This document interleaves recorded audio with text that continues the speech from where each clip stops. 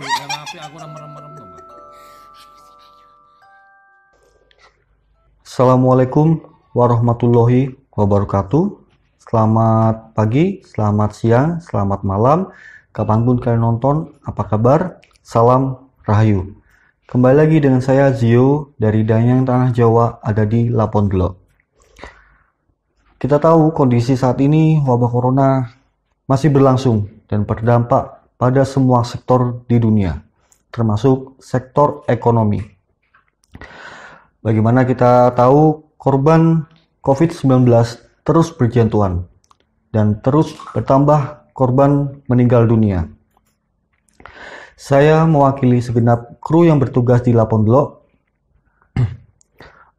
turut berduka cita dan berdoa semoga amal ibadahnya diterima dan diampuni segala dosa-dosanya. Dan bagi para teman-teman yang masih dalam perawatan, semoga cepat sembuh, tetap semangat. Kita harus yakin bahwa kondisi saat ini pasti berlalu. Jadi tetap berdoa dan semangat. Oke, video kali ini adalah spesial Ramadan. Dan saya kedatangan tamu yang spesial juga, karena beliau mau berbagi kisah hidupnya demi kita semua, demi edukasi, demi pelajaran. Di mana pada saat itu beliau dalam kondisi jatuh usahanya. Jadi hutang di mana-mana. Akhirnya karena hutang tersebut, terlilit hutang tersebut, beliau nekat dan bagaimana mencari uang secara cepat. Dan akhirnya mengambil jalan pintas. Nah, di mana beliau pada saat itu mengikuti ritual yang dinamakan ritual bank goib. Jangan lupa like, komen, dan subscribe-nya. Ini dia videonya. Beliau sebelah saya ini adalah pelaku spiritual yang dibilang sesat, Mas ya. Sesat. Jadi ngomong-ngomong masalah spiritual, kita beberapa hari yang lalu kita lagi ngobrol gimana ceritanya, masa lalunya dan lain-lain. Beliau adalah orang yang pernah melakukan hal yang di luar, mungkin bisa dibilang menurut saya sih jarang orang lain lakukan. Apalagi beliau adalah figur yang pekerja keras lah ya. Jadi ngomong-ngomong masalah spiritual atau dan lain-lain, kemungkinannya mungkin kecil. Nah, samping itu juga sebelah saya Pak Arya ini, dia adalah pernah melakukan hal yang mungkin nggak semua orang lakukan. Saya yakin di teman-teman sekalian pasti punya cerita yang lebih menarik atau mungkin pengalamannya lebih menarik.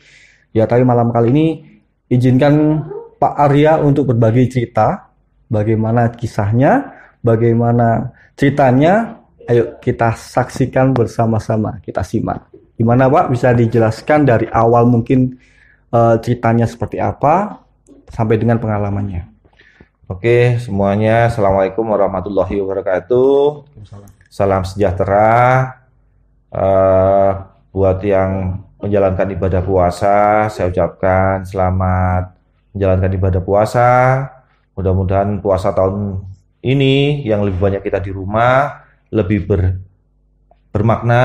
Amin. Karena kita lebih banyak bisa menjalankan dengan keluarga, baik itu secara kedekatan secara batiniah, kedekatan secara fisik, kita lebih banyak ada di rumah. Seperti Mas Zio sampaikan, bahwa saya ini adalah pelaku atau mungkin pernah menjalani yang namanya istilahnya ritual, di mana sebenarnya ini adalah dosa yang sangat luar biasa, kesalahan yang saya lakukan yang sangat luar biasa. Tetapi pada saat ini saya tidak malu untuk menceritakan pengalaman saya kepada Mas Zio, bahkan buat teman-teman semua yang ada di luaran sana gitu ya. Yang pada prinsipnya bahwa apa yang saya lakukan ini jangan ditiru. Jadi pelajaran lah ya. Jadi pelajaran bahwa kehidupan di dunia ini seringkali kita menemui bahwa apa yang kita harapkan, kita cita-citakan itu sangat jauh berbeda dengan hasil atau kenyataan yang kita dapat. Betul, betul. Kadang misalkan kita untuk bekerja dari pagi sampai sore, atau mungkin yang kerjanya sore sampai pagi lagi, banting tulang pagi buat malam, malam buat pagi. Berharap apa? Mendapat hal yang hasil yang sesuai dengan apa yang menjadi harapan. Tapi ketika itu apa yang dihasilkan tidak sesuai, nah ini yang jadi masalah.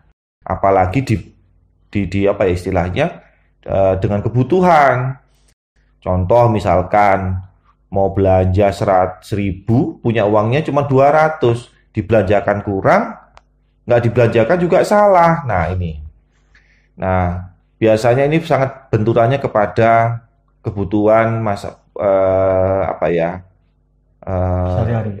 bukan sehari-hari. Kalau sehari-hari saya pikir itu bisa diakal. Oh, gitu. Contohnya kalau kebutuhan sehari-hari itu memakan, nggak punya uang buat beli daging, beli telur, nggak punya uang beli telur, beli mie. Atau mungkin kalau misalkan kita mau mau makan ikan makan iga sapi, nggak apa-apa, bisa, tapi dalam bentuk mie. Kan gitu. Itu rasa ya. Jadi kalau kehidupan sehari-hari saya pikir atau kebutuhan ya maksud saya itu nggak ada masalah. Kita bisa menyesuaikan. Artinya hal yang mendesak lah itu. Ya, terutama dari segi hutang piutang. Ini yang sangat membuat orang itu akhirnya berpikiran menghalalkan segala cara. Bagaimana caranya untuk menyelesaikan hutang. Gitu ya. Jadi pengalaman yang saya dapat ini atau saya pernah jalankan ini sudah sekian tahun yang lalu. Di saat itu saya anggap itu adalah zaman jahiliyah saya, jadi zaman kegelapan saya. Itu kisaran tahun 90-an, menjelang tahun 2000. Nah, pada saat itu memang kehidupan saya secara garis besar dianggaplah normal, gitu ya. Karena saya tidak bisa membandingkan atau menyimpulkan atau mungkin memberikan batasan bahwa hidup normal seperti ini, kurang seperti ini, lebih seperti ini. Artinya di bawah di garis standar. Tetapi karena kebutuhan, khususnya masalah hutang piutang, pada saat itu hutang saya banyak, Mas. Terus terang aja saya ngomong. Dan saya terus terang menjadikan catatan bahwa saya menceritakan ini dengan tidak ada punya rasa malu. Bukan berarti wah enggak punya malu dan segala macam, tidak. Saya di sini adalah sifatnya sharing. Saya memberikan peringatan, memberikan pesan, pelajaran bahwa apa yang saya lakukan ini adalah salah. Dan jangan sampai punya teman-teman Mas Zio atau teman-teman di luar sana yang punya pemikiran yang akhirnya bahasa Jawa ini mencelek gitu ya. Bahasa Jawanya mencelek, kayak melakukan hal yang sama, menyimpang. Melakukan hal yang sama. Karena itu semuanya adalah hanya tipuan. Jadi begini ceritanya. Pada sekitar tahun 90-an itu kehidupan saya anggap normal lah ya. Tetapi ada satu hal yang menjadi kebutuhan saya yang dimana itu tidak bisa terbendung, yaitu saya harus membayar hutang yang cukup besar pada saat itu. Nah, karena hutang saya ini cukup besar, terus kemudian bahasanya orang itu pating telecek, saking banyaknya gitu, akhirnya numpuk, bingung. Sehingga saya harus bagaimana caranya menyelesaikan ini dengan cepat, dengan waktu yang cepat. Saya pun juga sudah berusaha setengah mati seperti yang saya sampaikan, pagi buat malam, malam buat pagi, itu pun tidak nuntut. Nah, sehingga saya mencoba mencoba untuk mencari cara, gimana caranya ini. Saya tanya kanan kiri, saya baca majalah kanan kiri. Terus kemudian ada salah satu majalah yang pada saat itu saya baca yang di situ tidak perlu saya sebutkan mereknya. Di situ saya lihat ada majalah yang memang kelihatannya tuh kok membahas masalah spiritual yang supranatural begitulah ya. Nah, di mana tujuan saya bagaimana caranya mencari duit yang cepat. Nah, di salah satu artikel itu saya baca ada namanya Bang Goib. Nah, ini bukan Bang Toyib ya, Bang Goib. Bang Goib. Kalau Bang Toyib enggak pulang-pulang. Ini Bang Goib. Pulang, ya. Kalau ini pulang. Ini Bang Goib. Nah, dari saya baca artikel yang ditulis oleh salah satu, anggaplah majalah A lah. Bukan, kalau saya bilang dukun kok bukan, karena panggilannya Gus. Oh, gitu. Saya panggil Gus, atau mungkin karena Gus itu kan biasanya juga daftar turun-turunannya dari kiai, kemudian dengan pembelajaran ilmu agama yang luar biasa, hebatnya. Tetapi memang dia dipanggil Gus gitu ya, dipanggil Gus. Apakah itu Agus apa saya juga nggak kurang tahu. Nah, anggaplah saya membaca salah satu artikel yang dia sampaikan di situ, bagaimana cara mengatasi permasalahan hidup khususnya hutang piutang. Terus kemudian dilihat ya mungkin cita-cita manis. Saya akhirnya memberanikan diri untuk menelpon, mencari tahu sejauh mana, bagaimana, apa yang perlu harus dipersiapkan untuk hal itu. Akhirnya saya coba telepon, saya ketemu dengan Gus ini, akhirnya saya disarankan untuk datang. Tempatnya di Jawa Timur. Ada bisa disebutkan lokasinya di daerah Sidoarjo, tapi bukan di kota, tapi agak minggir-minggir begitu. Akhirnya saya datang ke sana bersama istri saya bersifat konsultasi. Nah, di awal saja konsultasi, saya waktu itu harus bayar, Mas. Bayar untuk konsultasi itu kalau nggak salah tahun 90-an itu ya, sekitar tahun 97 apa 98, 9 berapa ya, 95, 98, lupa saya, lupa saya. Itu pas masa kejatuhan saya. Nah, itu aja saya harus bayar pendaftaran, kayak orang mau ke rumah sakit, Mas, bayar daftar itu. Itu kalau nggak salah 250.000. Pada zaman dulu. Pada tahun 95, 96, 97, antara tahun-tahun, 95, 96, iya, kurang lebih insya Allah. Kisaran kalau zaman sekarang itu 200.000 itu sudah mencapai berapa? Iya, kurang lebih bisa sampai hampir 1 juta mungkin ya, kalau dengan melihat inflasi dengan masa yang cukup panjang ini ya bisa jadi 200.000 itu mungkin sekarang ini bisa 1 juta mungkin ya. Nah, lanjut. Saya harus bayar 200.000 pada saat itu untuk pendaftaran. Di situ disebutkan pada pendaftaran itu adalah biaya konsultasi, di mana itu hanya 1 kali bayar, selanjutnya nanti kalau konsultasi berikutnya adalah gratis. Dan saya melihat bersamaan dengan saya itu ternyata saya tidak sendiri. Ada banyak, Mas, banyak pasiennya. Menarik ini. Ada pasiennya banyak. Ada kalau nggak salah sekitar 10 atau 12 orang pada saat itu. Hari yang bersamaan, pada saat yang bersamaan. Nah, akhirnya saya coba ngobrol ya, biasalah ya, kita ketemu, kita ngobrol, tanya kanan kiri, Bapak dari mana? Itu ada dari Kalimantan, Mas. Ada yang dari Sumatera. Ada yang dari Jawa Timur juga ada. Pokoknya banyak dari luar kota lah. 12 orang itu kalau yang dari luar Jawa Timur itu mungkin dari 12 orang itu mungkin antara 6-7 orang itu semuanya dari luar Jawa Timur. Selebihnya itu mungkin sekitar 4 atau 4 orang itu dari Jawa Timur. Artinya nama dari pelaku sendiri ini cukup terkenal, Pak ya? Saya tidak berani mengatakan dia terkenal karena dia mengiklankan dirinya itu melalui tabloid, melalui majalah. Jadi siapapun bisa baca. Ya, siapapun bisa baca gitu. Perkara ini orang terkenal atau tidak, saya tidak menyampaikan hal itu. Ini orang terkenal, ini orang dan enggak. Lanjut. Nah, selanjutnya saya sudah ketemu. Nah, pada gilirannya saya masuk, akhirnya ketemulah dengan Gus ini. Orangnya masih muda, Mas, masih muda banget. Mungkin pada saat itu umurnya hampir sama dengan saya mungkin ya. Kurang lebih ya undi lah. Kalau orang Jawa bilang undi itu nggak tahu jauh beda dengan kita. Kepala 4 gitu lah intinya. Oh belum, saya waktu itu tahun 95 masih kepala 3, Mas. Oh gitu ya. Ya, kalau umur saya sekarang kan sudah 45 tahun.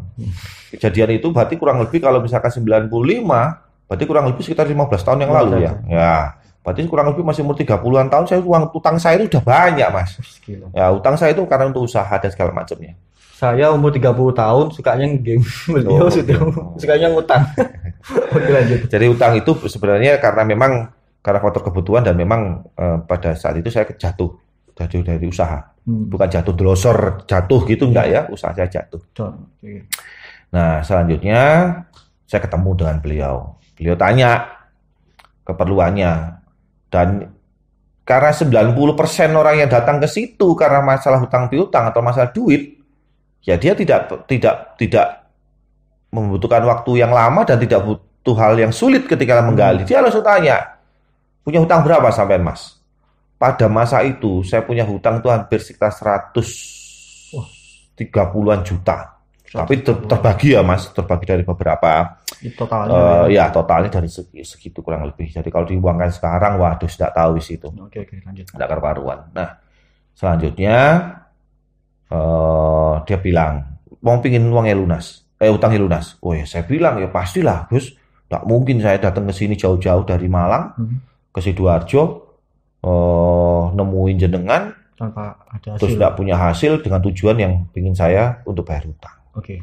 Kalau misalkan sampai, terus dia bilang, kalau misalkan utangnya sampai berapa? Total aja semua, total. Ya tadi Gus, 130 jutaan. Kalau misalkan sampai dapat misalkan 1 atau 2 miliar gimana? Waduh, bayangan saya itu saya tidak bisa bayangkan, Mas. Uang 1 miliar, jangan bilang 2 miliar. 1 miliar saya tidak bisa bayangkan. Ini kayak model kayak apa uangnya? Karena waktu itu pecahan 100 ribu itu tidak ada. Ada ya? Sudah ada ya, cuman jarang ya. Itu saya tidak bisa bayangkan uang saya batin saya itu saya penting utang saya lunas, saya sudah syukur alhamdulillah. Jadi tidak perlu harus yang berlebih-lebih begitu. Tapi dia si Gus ini mendorong sampai datang ke sini cuma kalau jangan tuh bayar utang tok rugi Mas, dia bilang gitu. Minimal sampai nanti bisa bawa harus lebih buat untuk modal sampean berikutnya. Emang bisa saya tanya, emang bisa uang itu untuk modal? Lo bisa. Oh memang uangnya real, real. Lah sampai mau bayar utang nggak real uangnya. Saya mikir lagi, oh iya betul. Akhirnya saya yaudah gini aja. Ini saya kasih syarat untuk sementara. Sampai pikirkan baik-baik mau dijalankan atau tidak. Akhirnya saya dikasih rapalan begitu, dikasih di dalam kertas. Terus saya disuruh nelan kertas tadi itu suruh nelan sampai suruh minum Mas. Sebentar, rapalannya tadi ditulis bulpen biasa atau pakai pensil ada kertas kecil tulis pakai pensil. Saya juga nggak tahu apa itu yang ditulis. Pokoknya habis itu dibulat-bulat kayak bola kecil begitu, dikasih air suruh minum. Ya sudah, saya minum. Memang sebelumnya diceritakan bahwa ini adalah bank goib, kemudian bahwa uang itu, kehidupan di goib itu seperti kita ini. Di sana itu juga ada kehidupan, ada pasar, ada perkantoran, pertokoan, bank dan segala macamnya. Cuman memang bentuknya dunianya yang berbeda. Nah, sehingga pada saat itu juga saya diceritain, kita minta tolong ke dia untuk pinjam uang lah bahasanya itu ke bank goib tadi. Nah, tapi setelah itu saya dikasih minum, saya disuruh itu diceritai ada syarat yang harus dipenuhi, harus dipersiapkan. Pada saat itu saya harus beli minyaknya tuh, apa namanya? Itu? Pokoknya itu model kayak paket Mas. Jadi bisa kita beli sendiri, bisa melalui si Gus ini tadi titip bahasanya begitu. Nah ada beli minyak, kemudian beli bunga, kemudian beli dupa, kemudian beli candu putih, kemudian ada banyak, ada kain, ada sudah banyak pokoknya ada berapa macam itu. Nah yang intinya total dari itu semua kalau misalkan mau dibelanjakan itu sekitar 1.300.000 atau 1.400.000 pada saat itu saya lupa. Nah saya bertanya kepada beliau, kalau saya disuruh nyari barang-barang seperti ini, iya kalau misalkan cocok. Kalau enggak kan buang duit. Betul. Sehingga saya berpikir apa salahnya kalau saya titip? Saya tanya, Gus gini aja sudah. Kalau saya suruh nyari barang segini banyaknya, iya kalau cocok. Kalau enggak kan saya repot saya juga. Pada akhirnya buang kan gitu ya, dipakai. Titip lah ya. Bisa nggak saya titip? Wah, si Gus ini ngomong, waduh, saya nggak bisa nitip Pak. Gini kalau Bapak titip ke saya, nanti dipikir saya jualan. Gini aja sudah. Ini apa namanya? Saya punya langganan. Biasa tempat saya beli, gini Bapak langsung datang ke sana. Tempatnya juga di Sidoarjo juga, di dekat salah satu pasar di sana. Saya lupa saya dekat pasar sana. Nah akhirnya pada saat itu juga saya akhirnya pulang. Dia bilang, sampean pikirkan dulu Pak, karena ritual ini akan dilaksanakan 3 malam berturut-turut tanpa putus. Akhirnya setelah itu saya pulang. Di perjalanan sama istri saya ngomong gimana baiknya gini. Karena pada saat itu kita juga butuh dan berharap mungkin mudah-mudahan ini yang bisa jadi keluar dari permasalahan utang piutang ini, sehingga kita bersepakat kita ikuti ritual ini. Tetapi untuk mengikuti ritual ini juga butuh duit. Kan gitu Mas ya. Pada saat yang bersamaan, pada kondisi yang bersamaan juga, saya itu sangat sulit cari duit. Akhirnya saya nabrak kanan kiri, utang kanan, buka utang lagi baru. Akhirnya dapatlah uang kurang lebih sekitar hampir 2 juta pada saat itu. Akhirnya saya telepon sama Gusnya tadi. Saya dapat 2 hari, saya telepon. Gus, oke, dananya sudah ada untuk belanja. Gini, udah Mas langsung aja belanja. Nanti setelah belanja, Mas langsung datang ke tempat saya lagi. Oh ya, oke. Akhirnya saya datang ke Sidoarjo lagi, ke tempat yang ditunjukkan itu. Tanpa berbahasa basi, yang jualan sudah tahu. Oh, dari Gus ini ya? Oh iya Bu, gini-gini. Orang itu waktu itu ibu. Dia sudah tahu persiapkan ini bunganya dan segala macam. Nah, sehingga saya kasih uang waktu itu sekitar 1.300.000, kalau lupa saya waktu itu, lupa 1.300.000 atau 4 itu. Akhirnya saya sampaikan, saya telepon, Gus, udah oke, gini-gini. Ya udah kalau gitu saya titip di situ, karena saya belum tahu selanjutnya setelah ini apa. Yang penting saya suruh datang ke sana. Oke. Akhirnya saya datang ke tempatnya prakteknya si Gus ini tadi. Ketemu lagi, disampaikan karena peralatan yang disiapkan sudah siap, sudah oke, sehingga saya diberikanlah jadwal. Oke, nanti kita ritual sehari ini ditentukan harinya dan segala macamnya, nanti bawa peralatannya yang sudah dibeli tadi. Nah, pada harinya saya datang pada hari itu juga dari rumah dengan ya niat mudah-mudahan ini jalan rezeki, kemudian mudah-mudahan ini rezeki sukses sesuai dengan harapan dan segala macamnya gitu kan. Sehingga saya datang. Saya pada itu sudah sore, asar selesai, insya Allah selesai asar, saya berangkat ke Sidoarjo. Selanjutnya, di situ saya ambil bawa dan segala macamnya. Nah, disitulah mulai prosesinya. Nah, disampaikan bahwa ternyata pada saat yang bersamaan, Mas, itu kami ada sekitar 11 orang. Karena persyaratannya itu harus ganjil katanya gitu. Jadi, itu dilaksanakan di suatu tempat atau indoor maksudnya atau outdoor itu seperti ini bisa digambarkan. Nanti saya ceritakan. Gitu. Kemudian kami bersama dengan itu 11 orang. Nah, 11 orang yang saya temuin tadi yang bersama dengan saya mau ritual itu ada 1, 2, 3 orang yang 1 orang kalau nggak salah 2 orang itu yang bersama saya waktu datang waktu pas daftar itu.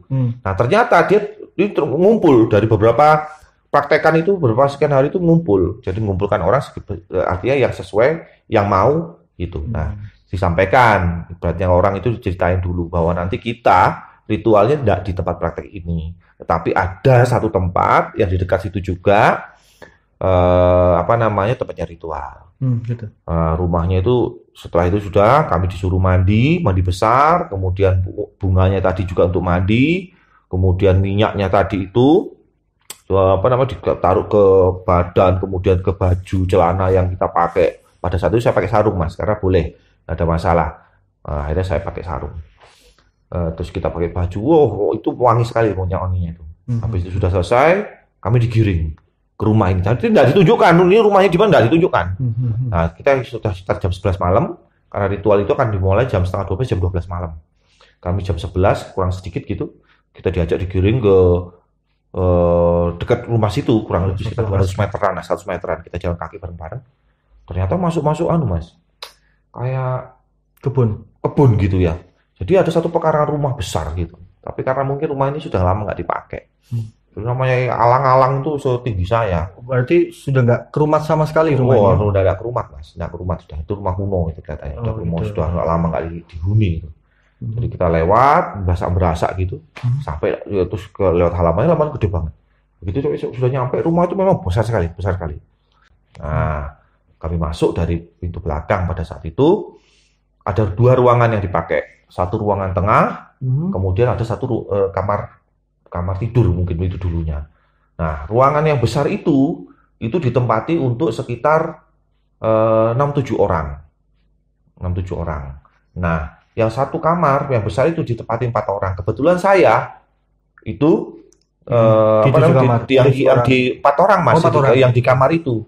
Nah, kami disuruh di pojok-pojok kamar itu, 4 orang itu. Oh, sebentar. Kalau penggambarannya 7 sama 4 orang ini tadi disuruh bertempat di pojok-pojok. Iya, di pojok-pojok. Jadi kalau yang 6 orang itu mungkin karena ruangan tengah itu cukup besar. Jadi mungkin itu ya 3 kanan, 3 kiri gitu ya. Atau mungkin ada 1 orang yang mengadu, saya kurang tahu.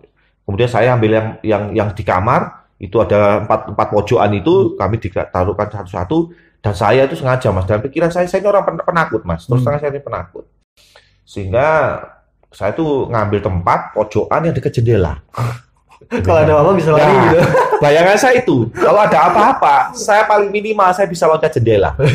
Gitu ya. Minimal ya. Saya sudah bayangkan yang enggak pada saat itu Mas. Karena gelapnya ya. Karena gelap, kemudian ini kita berhadapan dengan makhluk yang tidak pernah saya tahu. Ya alhamdulillah saya enggak nantangin, enggak minta ya Mas. Sampai hari ini saya belum pernah ditunjuk-tunjukkan begitu, belum pernah. Tapi jangan sampai lah, karena saya ini orang yang penakut Mas. Terus terang aja. Tapi karena tekad, ya akhirnya sudah hajar gitu kan.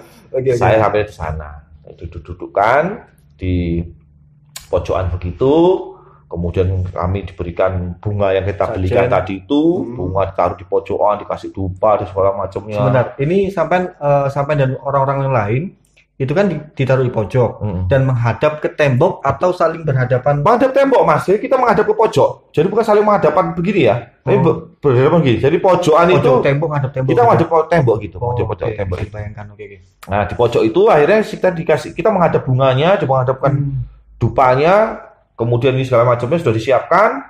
Kemudian yang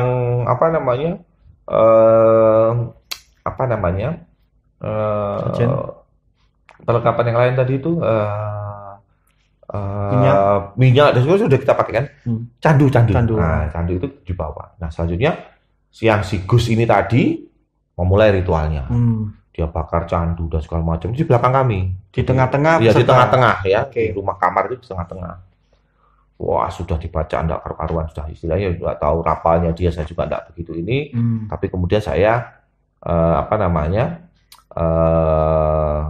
dikasih nanti dibaca ini ya, nggak perlu saya sebutkan. Sebenarnya saya hafal, cuman nggak perlu untuk apa gitu, nggak usah. Sepanjang Al-Fatihah kan? Nggak. Jadi ada ayat pendek-pendek gitu.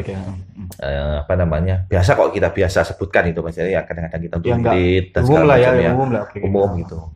Nah, tadi sebelum kita menuju ke sana, kita ditanya, butuh duit berapa? Wah, kayak kita ini kayak dibawa seolah-olah gimana ya, seneng gitu ya. Siapa yang enggak terima, enggak mau uang miliaran gitu kan? Dihembuskan angin. Saya bilang, ya udah kalau gitu saya minta 1 miliar aja. Saya bilang gitu toh. Nah, dia bilang, ngapain Mas 1 miliar? Sampai 1 miliar. Minta sekalian 10 miliar. Gini. Ini kalau 10 miliar atau datang, ini terus bawa saya pulang pakai apa kira-kira? Bayangan saya itu tuh Mas. Terus ya kembali lagi itu tadi. Akhirnya ya sudah. Saya batin saya gini. Saya sudah ada di ritual. Nah, di ritual itu dipandu sama dia doanya. Sudah ada pada posisi doa itu disuruh saya minta berapa miliar. Jadi masing-masing orang ini beda-beda Mas. Nah, saya juga nggak tahu mereka ini ya. Nah, selanjutnya karena saya tuh batin saya minta 1 miliar dengan 10 miliar ini takutnya sama. Itu takutnya sama. Terus sudahlah, sekarang 10 miliar. Nah, ini mungkin mungkin ya akhirnya hawa nafsu manusiawi ya, serakah. Sudah mulai keluar dia. Serakah. Itu sudah enggak komit lagi.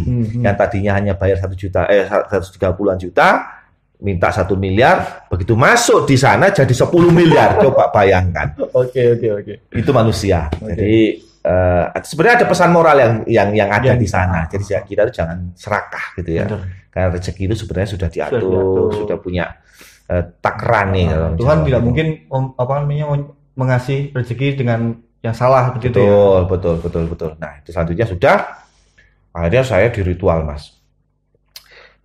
Kami semua berdiam diri. Kemudian pintu yang tengah tadi kita masuk ditutup. Tidak ada pencahayaan sama sekali, hanya dupa itu saja. Bisa dibayangkan nggak sih rumah sebesar itu di tengah yang nggak umum lah ya, dengan tanpa pencahayaan, ini rumah siapa sebenarnya, pertanyaannya di situ. Karena kami waktu itu datang kan malam hari, jadi kita nggak tahu ini rumah siapa, bentuk rumah ini bagaimana, apa rumah joglo bentuk Jawa, ataukah rumah gedung yang biasa itu, atau mungkin style zaman kuno, kita nggak tahu. Karena itu udah malam sekali. Kita datang ke sana, barengi maling bahasanya gitu ya. Nah, selanjutnya ketika pada posisi ritual itu, hanya pencahayaan itu yang ada, dan saya mendengar langkah kaki, mungkin Gus dan dengan santrinya mungkin 3-4 orang itu sudah menjauh. Tapi ada satu orang atau 2 orang yang masih ada di sekitar dekat-dekat situ. Jadi saya, iya ada nunggu di situ. Dan memang mereka bilang memang ada orang yang nunggu di luar gitu aja. Cuma sebelah mana sih? Dia tidak menyampaikan. Nah, sudah selanjutnya kami semua berkonsentrasi penuh, hanya hembusan napas masing-masing orang ini yang terdengar, Mas. Karena betul-betul Sesunyi itu ya, sunyi sekali, gelap sekali. Nah, lama-lama dupa ini habis. Saya mencoba untuk membukakan mata. Saya lihat tembok itu putih. Tapi karena pada suatu kondisi malam sekali, itu tembok yang putih itu tidak kelihatan putih. Saking gelapnya ya. Saking gelapnya itu, saking gelapnya. Sampai lihat-lihat gini gak? Sampai saya bukakan mata ini, saya pikir duduk di pojokan begini ya. Di pojokan begini, jaraknya berapa senti? Setengah meteran paling. Ya. Saya buka, padahal itu tembok itu putih. Saya bukakan mata saya itu tidak, warnanya hitam.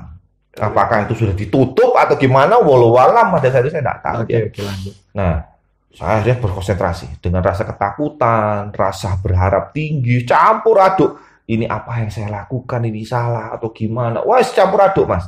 Karena memang faktor kebutuhan, saya ingat kebutuhan, saya harus segera bayar hutang dan segala macamnya. Ini gimana? Akhirnya saya konsentrasi, saya mencoba konsentrasi, saya baca rapalan lah bahasanya gitu ya, yang diberikan. Selang nggak berapa lama ya, mungkin pada kondisi itu, Mas, 5 menit itu rasanya udah lama banget rasanya. Oh iya, pasti ya. Lama banget. Perasaan saya itu di tengkuk ini, Mas, kayak ditarik. Oh, kerasa banget. Terasa. Jadi saya pas konsentrasi itu terasa sekali kayak ditarik gitu. Seret. Jadi kayak nyawa itu kayak ditarik. Mungkin nyawa itu apalah saya nggak tahu. Tapi enggak terasa nggak bisa terasa. Terasa kayak badan saya kayak ditarik ke belakang begini. Saya melawan, terus masuk lagi. Terus saya kayak ditarik lagi. Saya mencoba untuk bertahan. Terus saya ingat, nanti kalau ada rasa yang nggak enak di badan, katanya si Gus ini, jangan dilawan ya, biarkan aja. Akhirnya saya sampai 3 kali atau 4 kali. Baru seolah-olah saya itu celak gitu, kayak lepas gitu. Dan bayangan saya pada saat itu, saya sudah di atas awan. Dan saya hafal sekali, saya tempat turun itu adalah di dekatnya Pasar Singosari. Kemudian pesennya si Gus, ketika saya menemui orang, ucapkan salam, assalamualaikum gitu, minta tolong ditunjukkan ke tempatnya Bang Goib. Akhirnya saya ketemu dengan kakung saya yang sudah almarhum awalnya. Oh ya? Iya, ketemu. Saya jalan. Jalan itu kayak cepet, Mas, set gitu. Padahal jalan kaki itu, set. Ketemu lagi sama bapak mertua saya almarhum. Bapak mertua saya itu sampai bilang, "Le, kamu kenapa, Le? Kamu kok sampai seperti ini, kenapa, Le?" Terus saya bilang, "Iya Pak, saya minta maaf, saya gini-gini, saya kebelet hutang dan segala macamnya." "Aduh Le, wis tau Le, sadar Le."